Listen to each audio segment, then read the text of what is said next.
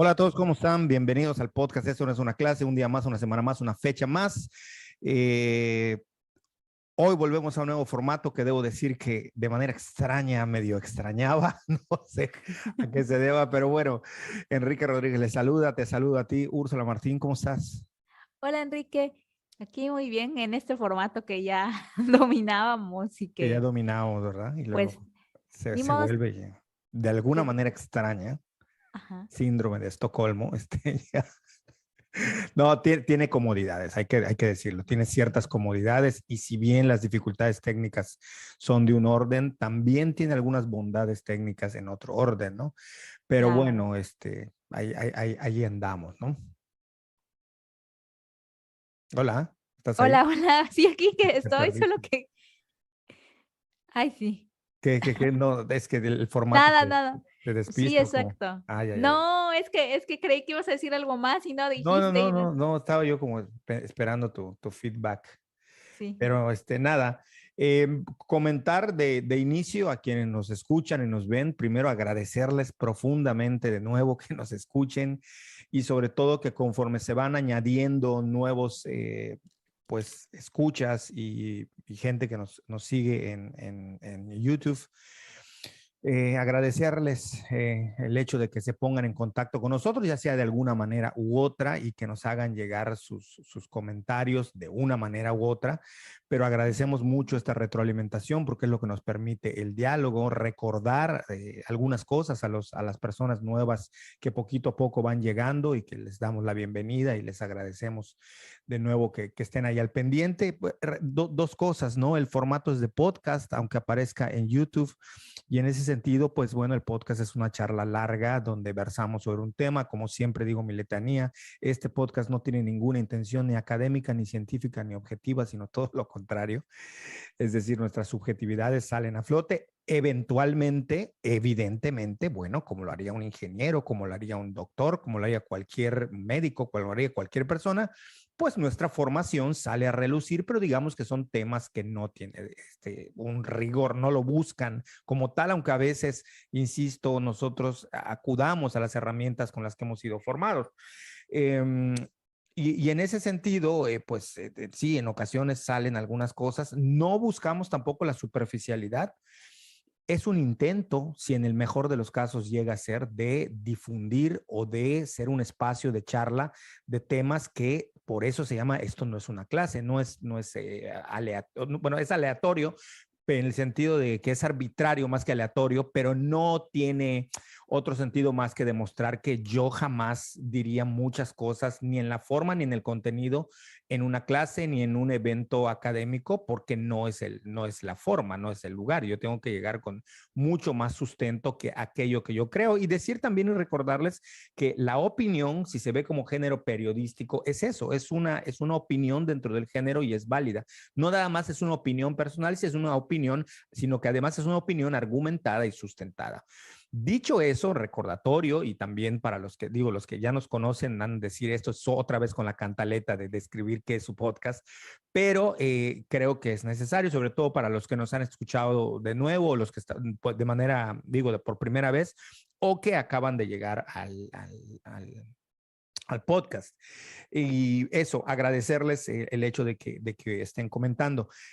Ahora vamos a tratar de responder un poquito a eso. Este es un episodio muy peculiar, muy yes. peculiar, porque en realidad lo que hoy les venimos a presentar, dado que en muchas ocasiones nos preguntan, pero bueno, ¿y qué hacen? ¿Y entonces en dónde están? ¿Y qué estudiaron? ¿Y de eso lo dices como antropólogo? ¿Eso no lo dices? Bueno, hoy les vamos a presentar una entrevista que afortunadamente, y agradezco mucho a Alejandro Pulido, a quien saludo aquí muy calurosamente, me hizo para la UADY en el programa, en su programa, del cual es productor, es editor, es todo en el programa. Todo lo, Afortunadamente él tiene las capacidades para hacerlo.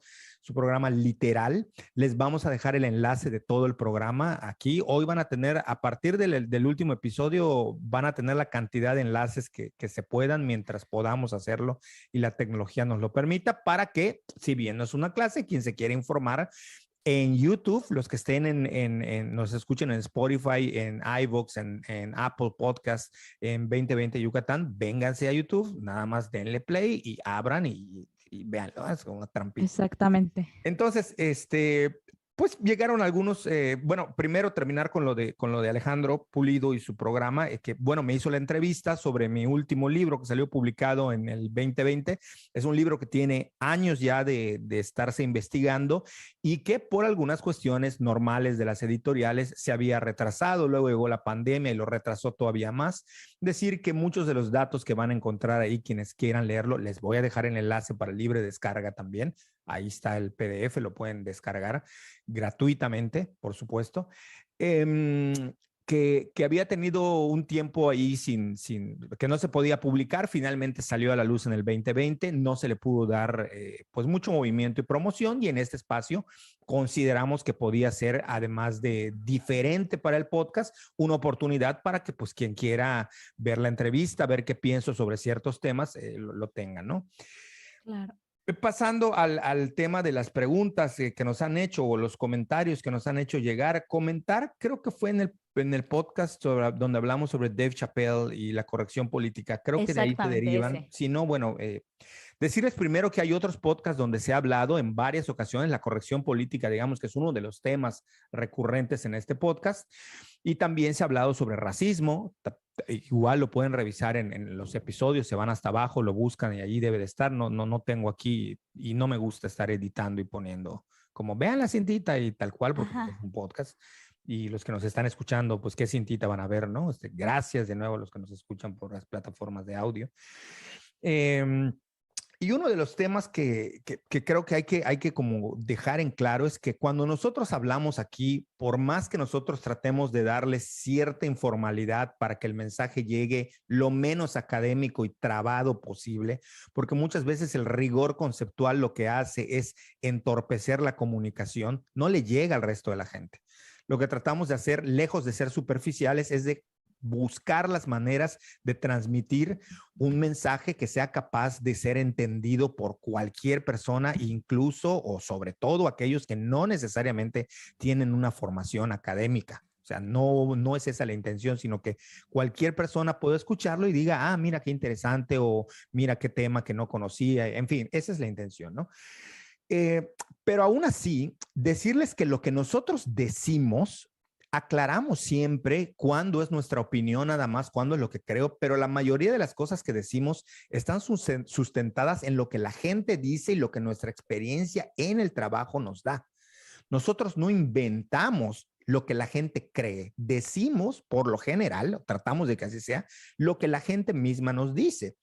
Entonces, cuando hablamos sobre los mayas, sobre los grupos étnicos, que un poco por ahí van las preguntas y las inquietudes, nosotros lo que decimos es lo que la gente dice.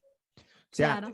vayan a la calle, vayan al campo y pregúntenle ustedes a la gente en las comunidades así, oiga, ¿usted se siente maya? Y tomen ustedes su propio criterio, ¿no? O sea, no es algo que nosotros estemos inventando. Eh, es así, no es que nosotros lo estemos diciendo, ¿no? Son cosas que la gente dice, cosas que salen incluso en reportajes, que salen en algunos estudios, que salen en el INEGI. En el INEGI, hasta donde tengo entendido, los últimos conteos de lo que hablan es de maya hablantes. Ya la idea de ser maya o considerarse maya es una autoadscripción, y ojo con ese concepto porque creo que ahí es donde está lo importante. Como la gente se autopercibe y en su derecho, según la Declaratoria de los Derechos Humanos, de autoadscribirse como la gente crea. Esto, al conformarse en movimientos sociales, activistas, cuando se cobra lo que llaman una conciencia étnica, es decir, cuando la gente es consciente de que se siente o se sabe maya o construye una identidad a partir de ello, se vuelve ya un asunto político muy particular. Entonces hay que decirlo, hay que verlo desde ese punto de vista. Entonces no es que no exista tal cual, pero lo que existe es lo que decimos, son movimientos. Insisto, vayan a los pueblos y vean si es o no así, ¿no, Úrsula? Así es. Y ¿sabes qué? También una cosa que yo quisiera poner sobre la mesa o sobre los micrófonos, no sé cómo decirlo, Está es bien, que sobre los micrófonos. es que otra de las cosas de las que siempre hablamos, además de todo esto, que compartimos lo que nos comparten las personas, es que creo que siempre dejamos claro también que hablamos desde nuestra experiencia. O sea, Sí. nunca, creo que en este podcast jamás hemos querido como hacer que nuestra experiencia y nuestras percepciones sean las percepciones o mostrarlas como una verdad. Creo que eso es muy, Así muy es. importante de recalcar y que también tiene que ver con con la idea de que esto no es una clase, ¿no? Al final, lo que compartimos justo es lo que nosotros desde nuestra experiencia, desde nuestra situación, podemos percibir, encontrar, podemos también recibir de la gente con la que trabajamos.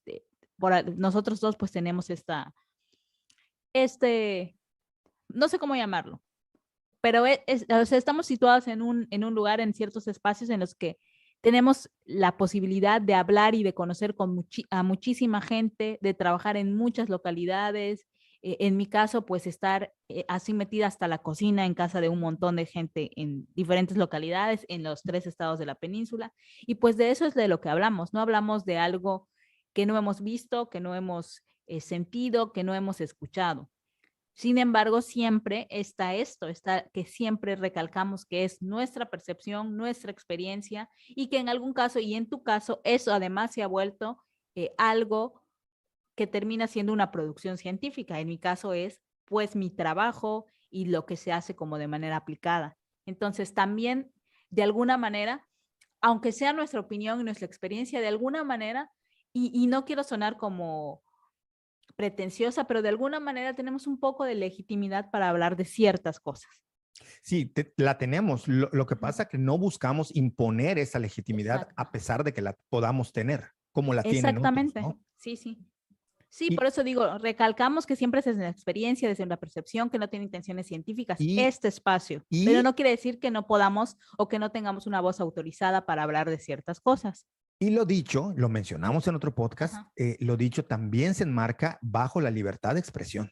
por Y la supuesto. libertad de expresión implica hacer a lo mejor alguna broma, hablar con mayor vehemencia de una cosa que de otra, dar una postura desde un sesgo, digamos, discursivo, narrativo.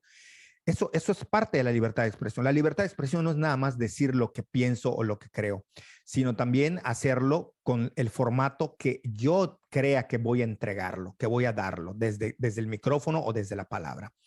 Lo otro, decir que, pues eso, tratamos de hacerlo. Me llama la atención que a mí a veces hay personas que les doy una retroalimentación académica, me piden por tesis, por lo que sea, y me dicen gracias, sobre todo porque sus apuntes los hace con respeto. Y yo les digo, no tienes nada que agradecer. Me queda clarísimo que cualquier interacción tiene que partir del respeto inicialmente. Si no inicia Claro. del respeto, no podemos, no se puede dar el diálogo, ¿no? De inicio tiene que partir y es inherente, para no decir intrínseco como Roberto Martínez, es inherente al diálogo y más cuando es formal el respeto, ¿no? Entonces, dicho eso, también hubo otro tema que causó así como un poco de inquietud también, que tiene que ver con el de los afrodescendientes, ¿no? Entonces, tomamos el tema de los mayas y luego el de los afrodescendientes.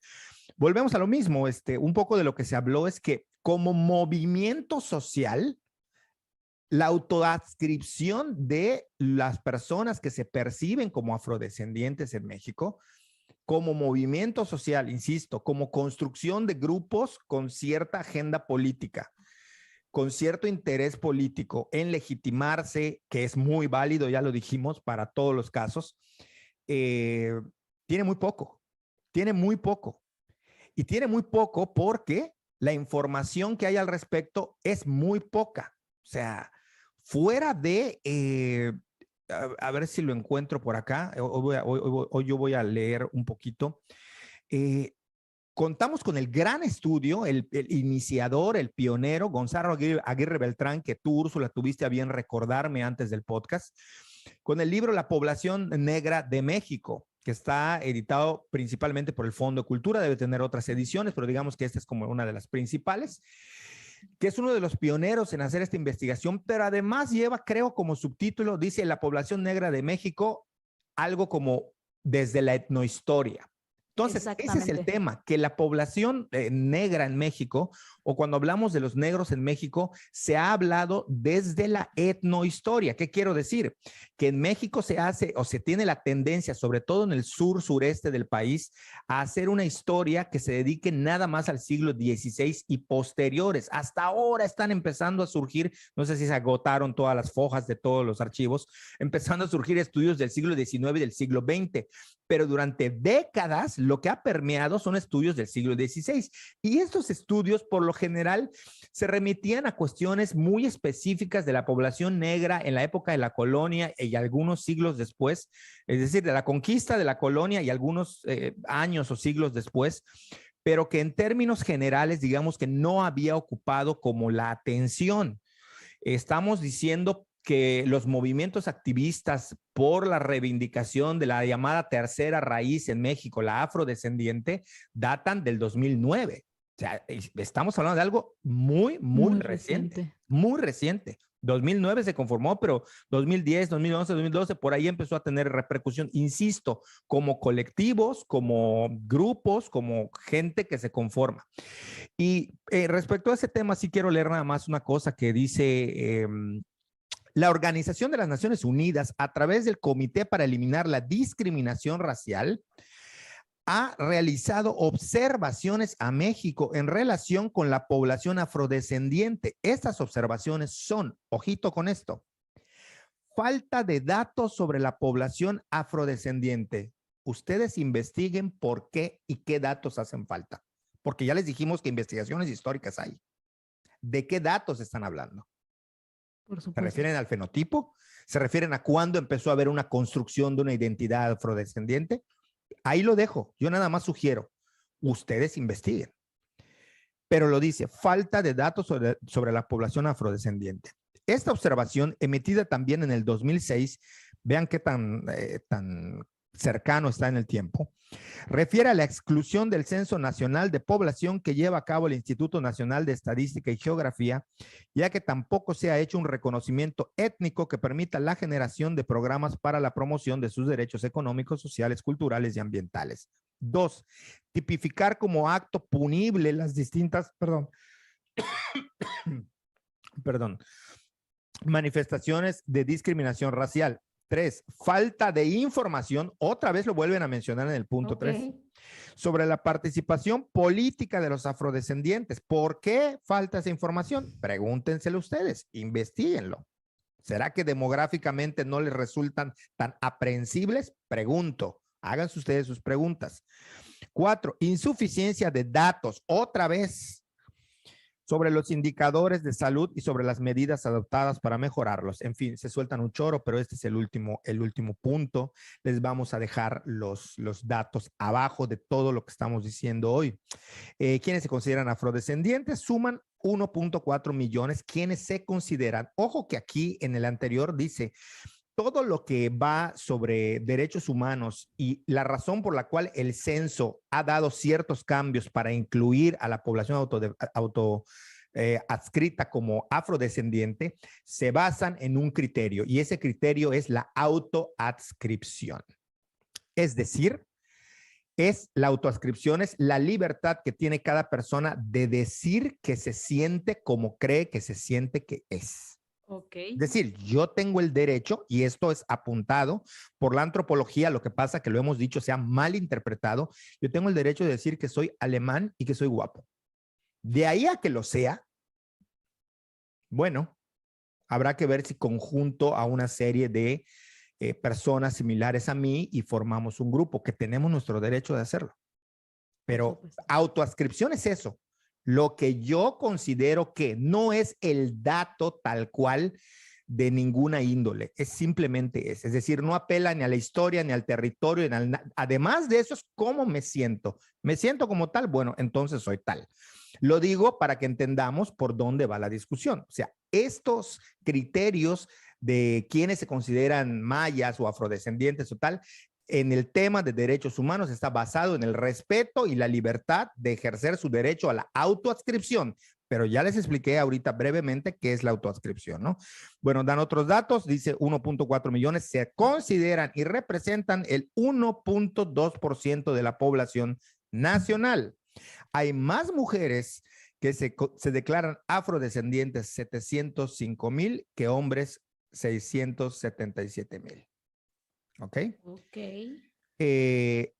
Y quiero terminar esta parte diciendo que cuando hablamos de la multiculturalidad y de los grupos que se autoascriben como tales, habría que reconocer que en México tenemos por lo menos otros grupos que no son reconocidos por distintos factores, principalmente porque políticamente no han entrado en ese juego. Pero ¿qué pasa con la migración china en México que data de hace siglos? De la cual tenemos presencia en Mexicali, sobre todo, en Baja California y en Chiapas. Población que ha dejado, entre otras cosas, un arraigo cultural basado en la gastronomía. Mucho de lo que hoy conocemos como la comida china viene de ahí, de estos lugares. Vayan ustedes a Tapachula, revisen varios trabajos que les vamos a dejar en la descripción, textos sobre la migración de chinos y la influencia que ha tenido en todo el país en diferentes sectores, sobre todo en el gastronómico, pero hay otros más. ¿Qué pasa con los coreanos en Yucatán específicamente, además de México? Es otro grupo que, si me apuran tantito, debido a cuestiones que son sociales, de dinámicas de inserción en la sociedad, han pasado desapercibidos. Sabemos que existe un museo coreano y que tienen, pero por ejemplo, los coreanos fueron los primeros que trajeron la iglesia adventista a Yucatán. Es decir, es un aporte cultural, nos guste o no nos guste. No estoy diciendo que los otros grupos no, pero estoy diciendo cómo estos, si quisieran erigirse políticamente en un grupo de activistas, podrían tener el mismo peso que los otros y sin embargo son invisibilizados porque socialmente no se les ha tomado en cuenta. Y ni hablar de los libaneses, que hoy sean los empoderados económicamente, no quiere decir que haya una historia de vejaciones, de diferencias, de xenofobia, de un montón de cosas que no tenían nada que ver con el contexto. O sea, hay un texto que se llama Migración Coreana y Libanesa. Les vamos a dejar los enlaces para que lo revisen. Y les vamos a dejar los enlaces para que revisen lo que hay sobre la población china. Y así podemos nosotros hablar de un montón de cosas. Les voy a dejar un enlace de un texto que yo escribí en coautoría con Miguel Lisbona Guillén, que tiene que ver sobre el estereotipo de los chinos en México, de la caricatura al meme, para que veamos cómo se van construyendo desde diferentes referentes este tipo de construcciones, ¿no? Entonces, sí me parece que es necesario cuando hablamos de esto poner el contexto completo o lo más completo que podamos de estos estudios. Aconsejarles, vamos a dejar varios enlaces, pero bueno, hoy en día están los estudios de Jorge Victoria, mi colega y amiga Nayeli Juárez Huet desde las religiones afrodescendientes hace también trabajos que se aproximan a ello. En fin, hay algunas cosas, pero que sí que como movimiento es reciente, como movimiento de autoadscripción y reivindicación política. Históricamente sabemos que ahí están los datos, insisto, ya les mencioné lo que dice, pero existen estos otros grupos de los cuales tampoco hablamos y que tienen una brutal relevancia en México. No sé cómo lo ves tú, Úrsula. Sí, ¿me escuchas bien? Sí. Ah, pero es que no me escucho tan bien yo, por eso me Súbele un trabé. poquito el volumen quizá por atrás. No sé si adelante tienes tu volumen. Ya me escucho mejor. Dale. Ah, bueno, no, comparto contigo esa opinión. Y otra cosa que sí que han sabido movilizarse políticamente, porque esas recomendaciones que hace, me dijiste que Naciones Unidas, ¿no? Hace las recomendaciones a Naciones México. Unidas y les dejamos el enlace para no estar con fallos, Pero ¿no? es súper interesante que justo pensando en la corrección política o no sé qué, en 2020 el Sí. censo incluyó la categoría de afrodescendiente. Es la Cuando, ONU, perdón, y el Comité para Eliminar la Discriminación Racial, CERD ONU. ok. Ah, bueno, en 2020 el censo, a todos los que nos censaron, pueden saber, si se dieron cuenta cuando nos preguntaban si nos adscribíamos o algo así a algún grupo indígena o afrodescendiente. O sea, ya está incluido en el censo. Y en teoría, a partir de este censo 2020, que además yo quiero reconocer que el censo del 2020 ha sido el censo en el que más rápido puedes acceder a los datos. Recuerdan que antes pasaban, todavía en el censo del 2010 pasaron como 2 años, creo, para que la información estuviera disponible y a la mano. En este censo, así casi que cuando terminó con todo y pandemia, creo que a los 2 meses ya podías consultar información. Es un reconocimiento enorme a la INEGI y al uso de las tecnologías que la verdad nos dan un chorro de datos de una manera tan rápida que no lo puedes creer. Pero bueno, quitando ese comercial, en 2020 ya hubo esa categoría, ya te preguntaban si te considerabas o si eres afrodescendiente o si perteneces a el grupo afrodescendiente, y supongo que a partir de allí pues ya saldrán todos estos datos que se supone que no habían, que había falta de datos, porque por ejemplo, si a mí me hubieran censado y yo hubiera dicho, sí, soy afrodescendiente, pues todas las demás cosas iban a ser de alguien afrodescendiente. Es decir, todos los otros datos que se supone faltarían. Entonces, pues ya México cumplió con la recomendación al recabar todos esos datos en su censo de población. Sí, es como ya me lavé las manos, yo ya cumplí con eso que me Exacto. recomendaste y ya está, ¿no? Hay Y que... si mañana me dices que tengo que meter a alguien más, pues lo meto en el siguiente censo o en el conteo, si está muy lejos el censo. Pero sí, no, y sobre Sí, pero ¿qué todo, piensas de los otros grupos, de los chinos, de los coreanos, que han tenido, en Yucatán, por Dios, es que hay apellidos que no son mayas, que son asiáticos?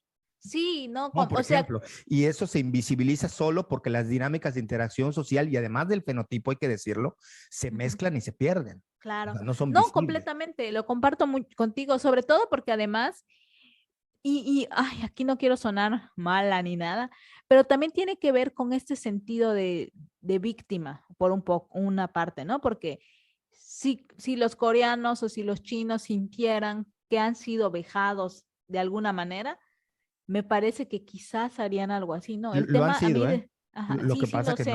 no optaron por ese camino. Lo sé, o sea, desde la migración coreana, de chinos, o sea, un poco conozco más o menos la historia de la migración china porque un compañero de la licenciatura y amigo hizo su trabajo de titulación con chinos y entonces él me contaba, ¿no? Que los chinos sí que al llegar a México, sobre todo aquí a Yucatán, con el tema del tren, de la explosión del tren en el Porfiriato, y digamos, en momentos después del Porfiriato, que había una migración enorme coreana porque venían a construir las vías del tren y todo esto, y que los chinos se tenían que hacer pasar por coreanos para poder ingresar, porque no eran recibidos, o sea, solo se recibía migración coreana. O sea, desde allí tú te das cuenta que esa migración tan fuerte de chinos que hubo en esa oleada del Porfiriato y un poco después fue una migración que tuvo que ser encubierta. O sea, no puedo ser lo que soy porque si no, no me aceptan, porque solo están aceptando coreanos y los coreanos solamente porque están construyendo las vías del tren. Y Sí. eso jamás, o sea, yo nunca, de verdad que no conozco ningún movimiento que haga eso. Y muchos chinos son criptochinos, por decirlo de alguna manera. O sea, porque vivieron su vida haciéndose pasar por coreanos y sus hijos ya al final ni saben bien qué onda y así. Entonces, eso está muy, muy Claro, y interesante. sin embargo, forma parte, se mezcló y fue Exacto. engrosando la matriz de las culturas que conforman Es, México y sobre todo Yucatán y el sureste, ¿no? exacto. Y de Exacto. eso no hay manera de saber ni de... Ujú, Entonces, vayamos a ver si no surge un movimiento que se empiecen a autoadscribir como claro. tales y entonces pidan un reconocimiento y tal. No creo que ocurra, pero bueno, digamos que eso es lo que estamos Sí, por tratando de supuesto. poner, que el Ujú. panorama es mucho más amplio de lo que hablamos y mucho más amplio de lo que la gente normalmente ve, ¿no? Claro, claro. Y también están los judíos que ya tienen una presencia importante en México, van y van Totalmente, no, por creciendo, eso dije, creciendo. estos serían como los que me llaman la atención porque Ajá. entrarían dentro de esa categoría bastante lastimosa que es la de minorías, ¿no? Ujú. O que no, o que son relegados socialmente o que son estigmatizados. Y bueno, de alguna manera era como una contribución al diálogo que nos Claro. permiten y que nos dejan saber. Lo otro es que este podcast hemos dejado la invitación abierta a quien quiera platicar con nosotros, sumarse al podcast y debatir. Están abiertas las puertas. Cuando quieran, les Sí. abrimos los micrófonos y las cámaras Venid con la cara destapada. y platicamos. Sí, pues, no, es así, ¿no? Eso también ya lo hemos mencionado en muchos otros podcasts. Entonces, hay muchas formas de interactuar interactuar con nosotros y de hacernos saber qué les parece, si está bien, si no quieren, en fin, son sus opiniones, ahí lo dejamos.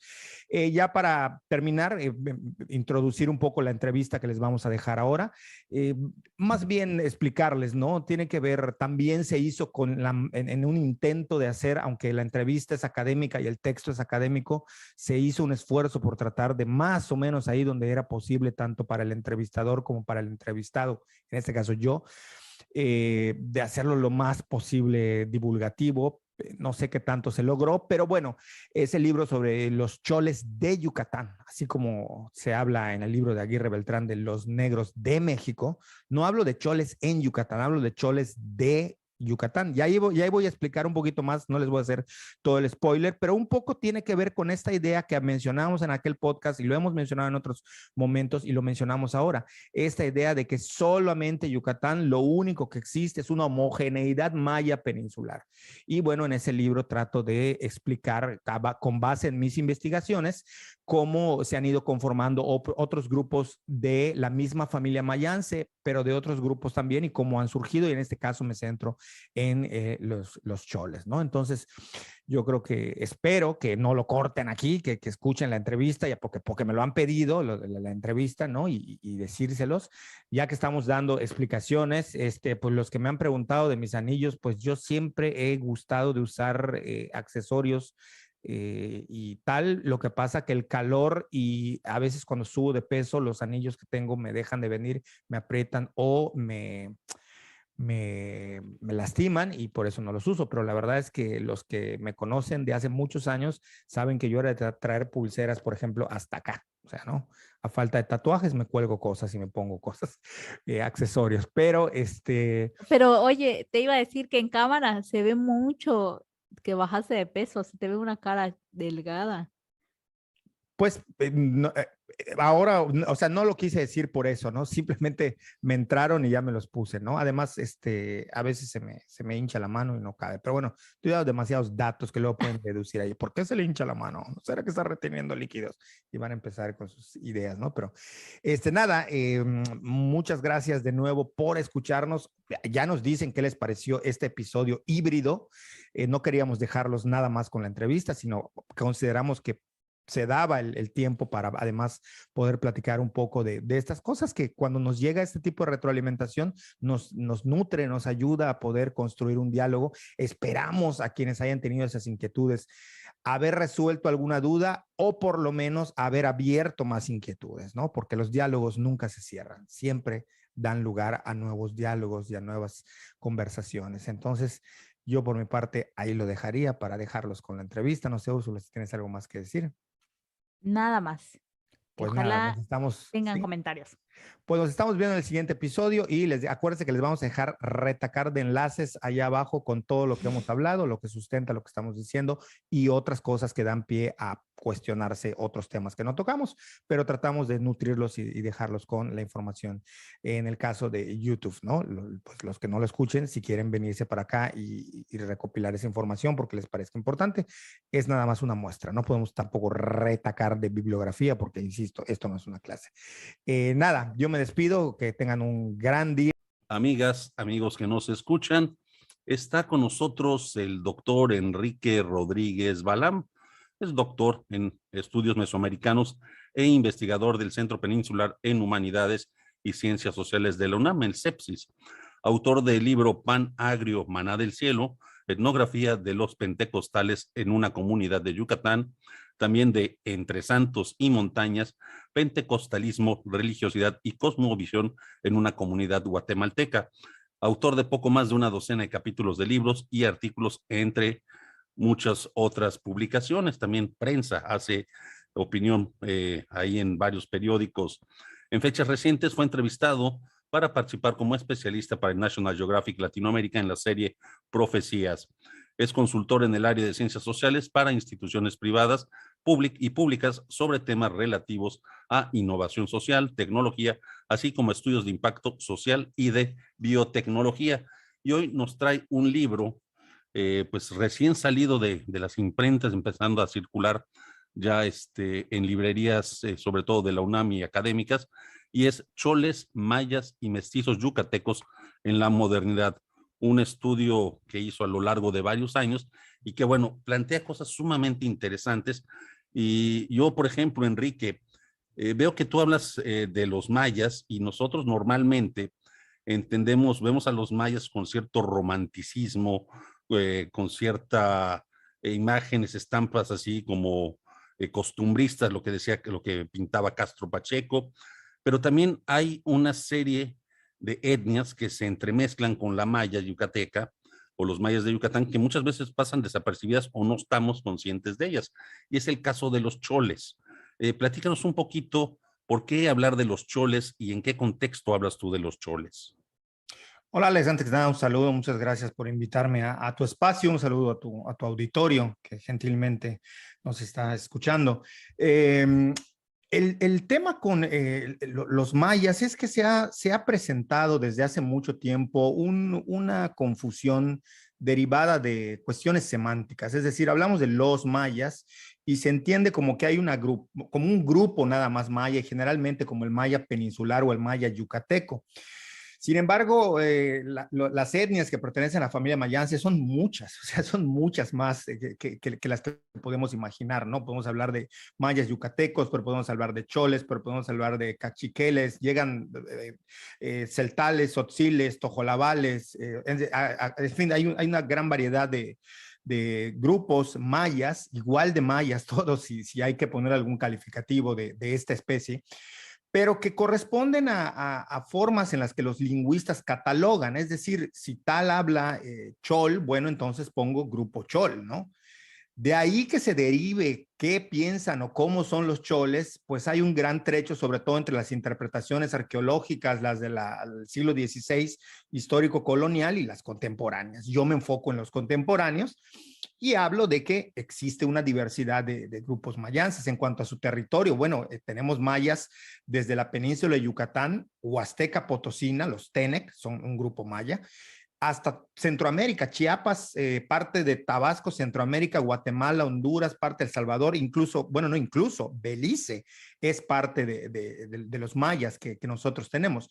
Entonces, es como y nosotros tenemos es otro tipo de expresión que se suele utilizar, pero que me parece que es erróneo, pero bueno, ya a fuerza de repetirlo caemos en esto. Sin embargo, lo que yo trato de proponer es que es necesario, es importante, y esto es algo que se nos inculca desde la carrera, que los grupos mayas van más allá de las fronteras peninsulares, van más allá del territorio yucateco, y que hoy más que nunca están nutridos de otros grupos étnicos. O sea, hablamos de los mayas, pero existen otros grupos étnicos, no solamente pertenecientes a las familias mayances, y un poco en mis investigaciones es lo que yo trato de discutir y trato de poner como sobre la mesa para que cobre, digamos, un poco de carnita las discusiones, porque si no, entonces nos quedamos solamente en creer que los mayas yucatecos son esa especie de ente homogéneo que son los que conocemos y que son los de Chichén, y por ahí pues hay algunos temas que se discuten respecto al esencialismo de los mayas, si se mantienen o si pierden su cultura, pero digamos que básicamente mi apuesta es por mostrar que hoy en día existen en el territorio peninsular otros grupos mayas. En este caso me enfoqué en los choles. Y bueno, esto precisamente tiene otra vertiente que a mí me interesó mucho, la de la migración, porque tú centras tu investigación y tus hallazgos a partir de un grupo de 50 familias que emigran de Chiapas, de una comunidad chiapaneca, por múltiples razones que ahí explicas con meridiana claridad, con bastante claridad más bien, y emigran a otra comunidad yucateca, y hay como un choque cultural. ¿Cómo son estos procesos de integración cultural después de esta migración? Que esta migración, si no me equivoco, se da hacia los 90, hacia los primeros años de los 90. Sí, bueno, ahí en el libro, como tú dices, explico yo las razones de este grupo en particular. ¿Y por qué digo en este grupo en particular? Porque este tipo de catálogos como que se hacen de los grupos, si es Chol, pertenece a tal zona, pertenece a esta área y entonces se debe comportar así, responde mucho a cuestiones que tienen que ver. Primero, lo que me toca a mí ver con cuestiones académicas, es decir, desde el punto de vista académico, como que se dicta cómo debe de ser una etnia. Después también hay parte en la que al Estado-nación le conviene ciertos esquemas de tener a ciertos grupos acotados y también la parte turística, ¿no? ¿Cómo explotamos desde la parte turística? ¿Cómo cómo lo vemos más bien desde el punto, lo manejamos desde el punto de vista político y cómo lo justificamos desde el punto de vista académico? Entonces, desde ahí ya partimos de esa idea de que también de los choles se trata de decir, o se ha escrito mucho que vienen de zona chol, ¿no? Entonces, en Chiapas, Sabanilla, Salto de Agua, Tila, Tumbalá. Cuando los mismos choles, y hablo de mismos choles, gente que yo entrevisté que tiene posgrados, que me dicen, es que el primer error es creer que los choles tienen una sola zona. Los choles tenemos muchos años, siglos emigrando y moviéndonos. Si bien arqueológica e históricamente hay unos asentamientos que nos ubican en esta parte de Chiapas, pues nosotros nos hemos movido hacia muchos lugares. Y por ejemplo, una zona que no se considera culturalmente chol, como es Palenque, pues está los choles, ¿no? Que es el punto de partida, que ahí explico en el texto cómo llegan a tierras de Palenque, que se les da de parte del gobierno para que trabajen, pero ya venían de una zona que no les pertenecía y se asientan a una zona que tampoco les pertenecía dentro del mismo estado de Chiapas. Por razones religiosas, de cambio de cosmovisión, de forma de entender el mundo, se ven forzados también por algunas cuestiones de violencia. Ahí se entrecruza cuestiones políticas, la guerrilla de los zapatistas, pero también cuestiones que tienen que ver con religión, con el adventismo. Ellos sienten que tienen que emigrar. Hablo de este grupo, insisto, con el que hice el texto, con el que hice el trabajo, la investigación. Y ellos empiezan a emigrar, pero no es como que dijeron vámonos directamente a Mérida o a Yucatán porque ahí nos gusta, no, hay todo un proceso histórico a través del cual pues van como bajando, válgase la expresión, porque en realidad no bajan, sino cuando llegan a Yucatán casi suben otra vez, ¿no? Por cómo está la geografía de nuestro país, cómo está distribuido, y empiezan a tener una travesía. Entonces vamos a ver nosotros que antes de Yucatán, en Tabasco, hay procesos históricos donde ya había choles, y después vamos a ver cómo en Campeche hay lugares donde se asentaron choles, y luego cómo justo en el cono sur, entre Oxcluxcabi y Tecash, se van asentando choles, y luego también hay otros que están en la ciudad de Mérida. Total que esto tiene que ver con procesos largos de migraciones por distintas causas, pero que al fin y al cabo conducen a crear no solo una trazabilidad, sino como se diría un trasiego de las etnias, y que van moviéndose y que al final de cuentas se van estableciendo. El choque cultural que tú mencionas, si bien se ha manoseado mucho este término, realmente creo que es importante entender que dentro de un mismo territorio nacional, por muy mexicanos que se nos haya querido construir, lo cierto es que hay regiones y que dentro de las mismas regiones hay diferencias. Y que entender esto nos va a ayudar a entender no solamente a los grupos étnicos, sino nos va a entender por qué tenemos diferencias con gente que venga de otros estados y por qué nosotros cuando vamos a otros estados experimentamos diferencias, aún siendo mexicanos y estando aparentemente amalgamados bajo la misma bandera y bajo el mismo sol y bajo la misma sombra. Esto no sucede. O sea, desde el punto de vista sociológico y socioantropológico, los choques culturales ocurren siempre que dos culturas que son diferenciadas se encuentren. Alguna va a tener un peso superior porque hegemónicamente así está legitimada y la otra se irá adaptando. Estos son procesos que ocurren no solamente entre las etnias. Los choles cuando llegaron a Yucatán tuvieron que irse adaptando a la lengua. Entonces aprendieron a hablar maya yucateco, pero también sus hijos cuando crecieron tuvieron que aprender, pues no tuvieron más que culturalmente impuesto, así si lo queremos ver, hablar español. Entonces empezaron a hablar español, maya yucateco, chol, se adaptaron a algunas creencias. Los yucatecos que de las comunidades donde llegaron los choles también adaptaron algunas costumbres, algunas fueron rechazadas, como ocurre siempre que hay un encuentro entre culturas que son diferenciadas, ¿no? Entonces me parece que estos fenómenos son los que van enriqueciendo las culturas si las sabemos entender y leer como eso, como un conjunto de culturas que se van socializando y que se van conformando entre sí. Ahora, en el caso de este grupo particular, a mí, algo que me llamó mucho la atención y me puse a pensar en esto, es precisamente mencionas la guerrilla como uno de los factores de migración, pero el otro elemento, que es la religión, se me hace sumamente interesante, porque bueno, finalmente ellos son de una fe adventista, que si bien es dentro del cristianismo, es una parte, un grupo cristiano particular, ¿no? y tuvo que ver mucho con este proceso de migrar, porque si hubieran sido católicos, pues otra historia sería, ¿o no es así? Sí, claro, está atravesado por la creencia, por la fe, pero también por cómo determinados sectores adaptan lo que la religión les da. Es decir, cómo se interpreta esto. Y dentro de los grupos adventistas y en general dentro de los grupos no católicos, protestantes, sean históricos o para protestantes, en fin, no me voy a meter en todas las distinciones que hay, pero sí se tiene una apuesta por una creencia y una fe en, por ejemplo, en cuestiones de profecía o de lo que diga el líder. Y en ese sentido, acontecimientos de violencia que ahí menciono en el texto, donde entre familias o otros choles estaban peleándose por tierras, empiezan a haber crímenes, empiezan a haber asesinatos, disputas, violencia, y justamente también eso coincide con el movimiento zapatista. No estoy diciendo que por los zapatistas, sino que es un conjunto de factores sociales los que contribuyen a esto, ¿no? Es como que ellos llegan a un momento en el que reflexionan, y ellos, este grupo con el cual trabajé, y que deciden, bueno, hay violencia por las tierras, pero también hay un levantamiento armado donde nos están reclutando o llamando para ver si queremos participar o no.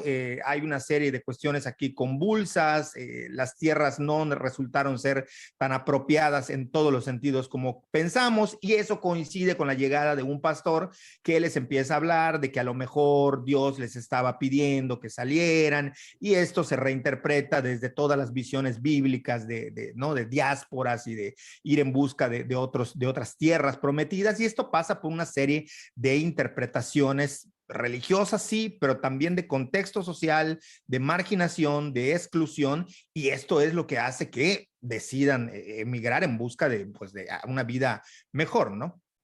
Pues ahí está.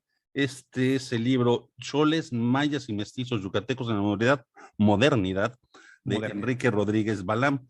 Oye, Enrique, pues tenemos el tiempo así muy, muy metido, y hay tantas cosas que quisiera preguntarte, sobre todo ahorita que mencionas esto de la religión, el tema de dónde se asientan y los factores económicos y cómo se relacionan, en fin, hay tantas cosas que quisiera conversar contigo al respecto. Eh, Rápidamente, cuando se asientan, ¿cómo se crea esta microrregión? ¿En torno a qué?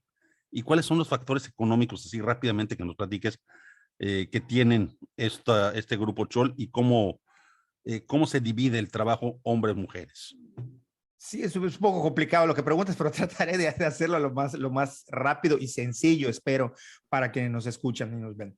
De alguna manera, podemos decir que parte de lo que entra en juego es que llegan a una región, los que lo conozcan, en la parte que pertenece a Oscushcap, una comunidad que se llama San Felipe, que no es la de la costa, sino la que pertenece a Tecash, que es un lugar que muy poca gente conoce y que es una comisaría que pertenece a Tecash, que está ahí. Bueno, cuando yo trabajé tenía muy pocos habitantes, no me acuerdo ahorita de los números, soy muy malo para recordar números de habitantes, pero digamos que era poco, era un lugar que recorres muy fácilmente. Justamente esta situación geográfica del estado de Yucatán donde se encontraban, y que está rumbo a esta empresa que menciono, Valle del Sur, que reclutaba muchos chiapanecos, no solamente choles, sino también tzotziles, celtales, tojolabales, que se reunían a trabajar y que reclutaban chiapanecos para trabajar ahí con ellos en la recolecta del pepino, el que se manda para Estados Unidos. Digamos que es una zona que no tiene demasiadas poblaciones pobladas, valga la repetición de campo semántico. Y esto a mí me parece que es un factor fundamental porque permite que la interacción no sea tan intensa, y el estar alejados de los centros más urbanos o más poblados permite que la gente vaya teniendo este tipo, insisto, de interacciones con mayor fluidez, donde el ser de un estado o de otro, el hablar una lengua u otra, no sea un factor que resulte en una fricción grande o que sea tan visible. Me parece que hay condicionantes contextuales, geográficas, de estar en situación de marginación, de estar alejados, de estar en situaciones donde no están cercanos a los grandes centros poblacionales, y que esto permite cierta flexibilidad para que la interacción se pueda dar y que puedan haber intercambios culturales. Yo creo que esto tiene que ver incluso de la política, por decirlo, ¿no?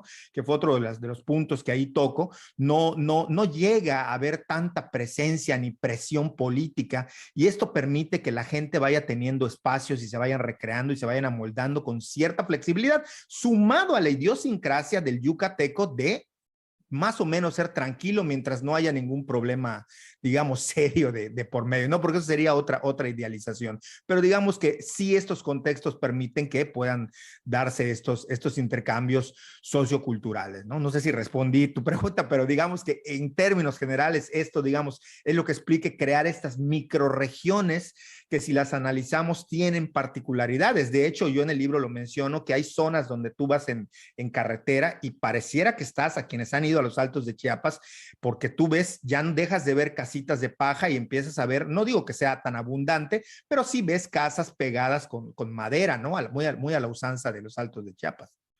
No, respondida y vastamente.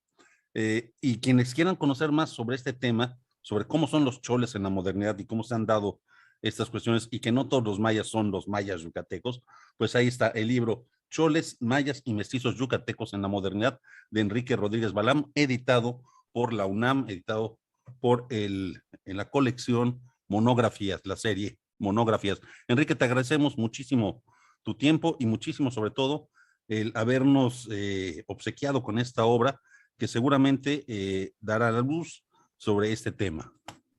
No, pues muchas gracias a ti, Alejandro, y gracias a todo tu auditorio y a la universidad y a todos los que estén involucrados por abrir estos espacios que a veces son difíciles, y más cuando se atraviesa una pandemia. Muchas gracias.